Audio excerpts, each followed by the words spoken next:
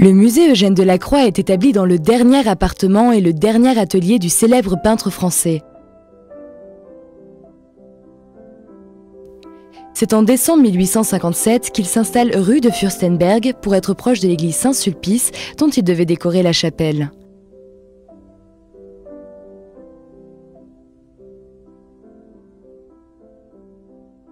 Son journal rend compte de sa vie dans sa nouvelle demeure. Mon logement est décidément charmant. Réveillé le lendemain en voyant le soleil le plus gracieux sur les maisons qui sont en face de ma fenêtre. La vue de mon petit jardin et l'aspect riant de mon atelier me causent toujours un sentiment de plaisir. Dans les années 1920, une rumeur court disant que le propriétaire voulait détruire l'atelier et le remplacer par un garage.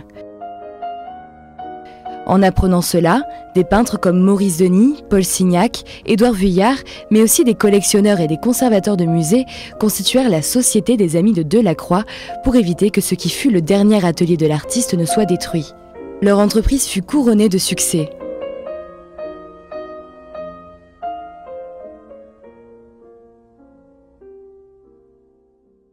Le musée ouvrit en juin 1932 avec une première exposition, Delacroix et ses amis.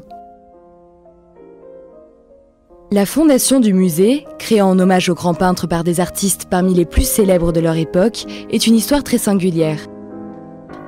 Le musée Delacroix est un lieu fondé sur la transmission artistique où souffle l'esprit de la création. En 1952, l'appartement fut légué et mis en vente. La Société des Amis de Delacroix fut dans l'impossibilité de réunir les capitaux nécessaires à l'achat et vendit alors une partie de ses collections aux musées nationaux. C'est ainsi qu'elle put acquérir l'appartement, l'atelier, ainsi que le petit jardin privatif. En 1971, le musée Eugène Delacroix devint musée national et prit progressivement le visage qu'on lui connaît aujourd'hui. L'entrée dans les appartements de Delacroix est particulièrement impressionnante, avec cet escalier imposant et le buste de l'artiste, réalisé par Jules Dalou entre 1887 et 1890, qui domine le visiteur.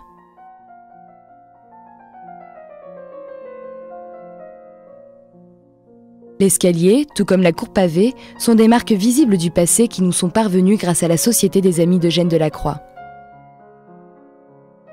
La chambre et le salon de l'artiste ont été rénovés en se fondant sur des descriptions de leur aspect lorsque Delacroix y habitait, dans le but de se rapprocher de l'atmosphère qui régnait dans ce lieu de son vivant. Delacroix attachait beaucoup d'importance aux couleurs, puisqu'il leur avait même assigné des correspondances aux différentes émotions humaines. Cette salle était donc la chambre de Delacroix, et c'est ici qu'il est mort, en août 1863. Il s'agit de l'ancienne salle à manger de Delacroix, qui représente un nouvel espace au sein du musée. Cette salle se fait l'écho des nombreuses personnes qui l'ont accompagné au cours de sa vie, entre autres Jenny Le Guillou, sa gouvernante, à qui il s'était particulièrement attaché. Cette salle était à l'époque le salon de Delacroix. On y perçoit les traces de son voyage au Maroc en 1832, dont les objets sont également exposés dans ce musée. L'artiste produit relativement peu de peintures complètes durant le voyage, mais il le marquera à jamais et influencera son art jusqu'à sa mort.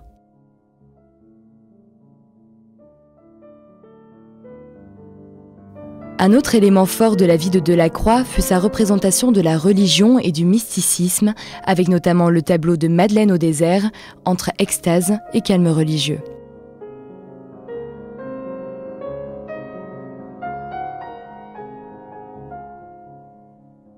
Ce pavillon, ancré entre deux immeubles, avec ses grandes fenêtres de verre et son plafond en partie vitré, a été créé sur mesure par Delacroix. Il a la luminosité et l'atmosphère parfaite afin d'offrir des conditions de travail idéales pour un homme fatigué. Il partageait avec George Sand une passion pour la littérature et les deux amis se plaisaient à lire et à travailler ensemble.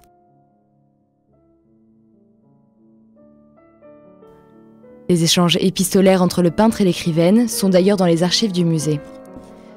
Le musée a récemment fait l'acquisition d'un portrait de la romancière peint par Delacroix.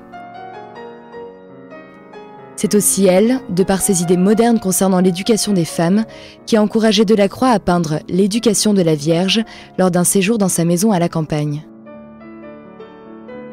L'artiste était tellement inspiré qu'il a fait sa toile avec du tissu à corset, n'ayant pas prévu son équipement habituel.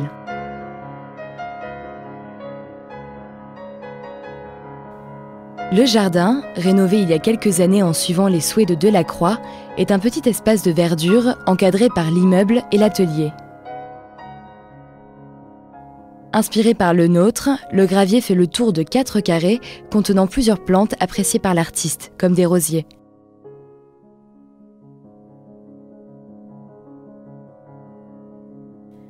C'est un petit havre de paix que le peintre aimait particulièrement.